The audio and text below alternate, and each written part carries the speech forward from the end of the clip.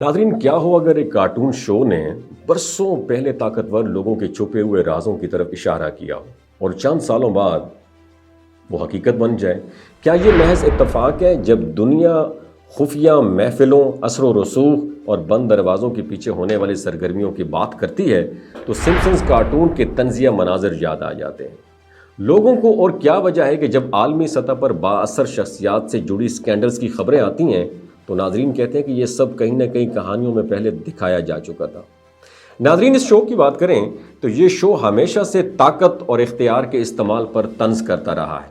کئی ایپیسوڈ میں یہ بھی دکھایا گیا کہ دولت اور اثر رکھنے والے افراد ایک الگ دنیا بناتے ہیں جہاں قوانین عام جیسے لوگوں جیسے نہیں ہوتے، اور یہ لوگ ٹیکنالوجی کو اون کرتے ہیں اور اس سے پوری دنیا کو کنٹرول کرتے ہیں۔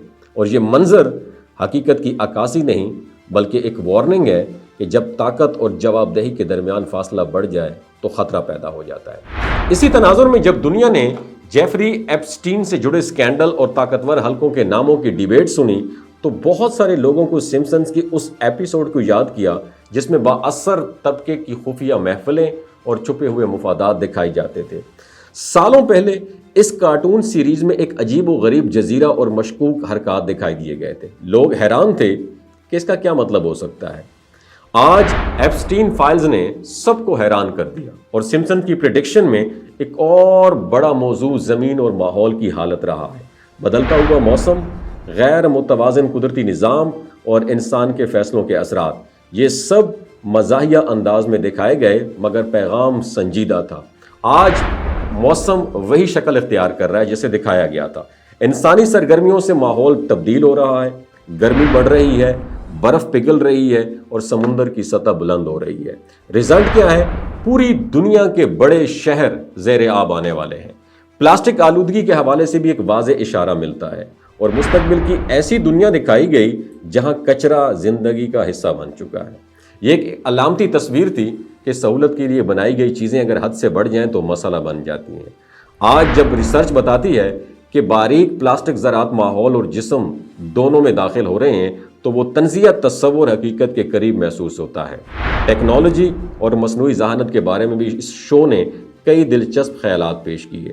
خودکار نظام، مشینوں پر بڑھتا ڈیپینڈ اور انسان کے کردار میں تبدیلی، یہ سب ہمیں یہ سوچنے پر مجبور کرتے ہیں کہ ترقی کا رخ کون طے کرتا ہے۔ ٹیکنالوجی خود خطرہ نہیں ہے مگر اس کا استعمال اور مقصد بہت اہم ہے۔ اگر انسان مرکز میں رہے تو ترقی فائدہ دیتی ہے ورنہ توازن بگاڑ سکتا ہے۔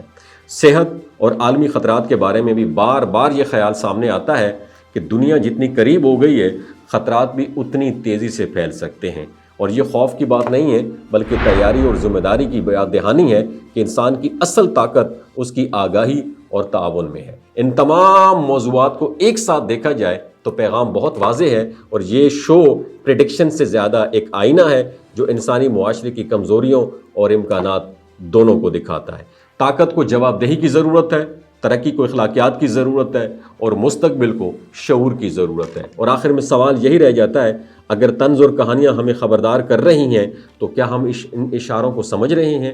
دنیا کی ڈائریکشن بدل سکتی ہے مگر یہ تبدیلی انسان کے اپنے فیصلوں سے ہی آئے گی۔ وما علینا الا البلاغ المبین۔